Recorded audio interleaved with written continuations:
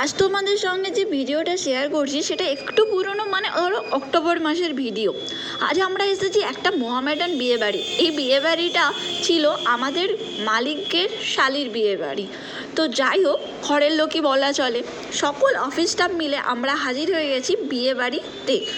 এবং এই বিয়েবাড়িতে স্টাফদের সঙ্গে আসার মজাটা কিন্তু একটু আলাদাই আনে, মানে একটা আলাদা রকম পজিটিভ ভাইব।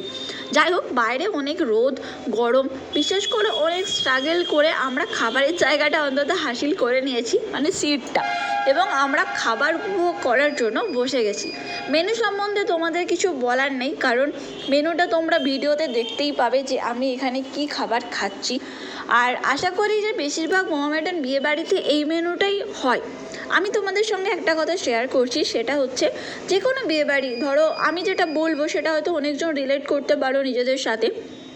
যে কোনো বিয়েবাড়িতে গিয়ে সবথেকে যেটা বিরক্তকর জিনিস হয়, এই ধরো তাড়াহুড়ো করে ঢোকা, মানে গেটের সামনে অনেক লোক দাঁড়িয়ে থাকে, হুড়োহুড়ি করে ঢোকা যে আমি এই সিটটা ধরবো, এবং সিট ধরে রাখা, এটা আমার সিট, এটা আমার বাড়ির লোকের সিট। তো এই জিনিসটা আমার অনেক খারাপ লাগে, মানে আমার কাছে বিরক্তকর ব্যাপার। আর লাস্টে একটা ঘটনা ঘটেছিল, মানে ট্র্যাজেডি বলতে পারো।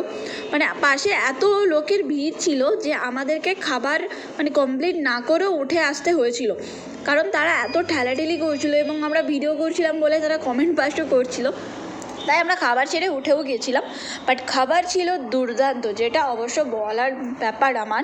খাবার ছিল দুর্দান্ত এবং আমরা অনেক এনজয় করেছি বিয়েবাড়িতে, খুব ভালো লেগেছে। আমার ফার্স্ট টাইম এক্সপিরিয়েন্স ছিল এই ধরো মোহামেডান বিয়েবাড়ি, তো সেটা আমার কাছে খুব ভালো লেগেছে এবং আশা করি তোমাদেরও ভিডিওটা ভালো লাগবে।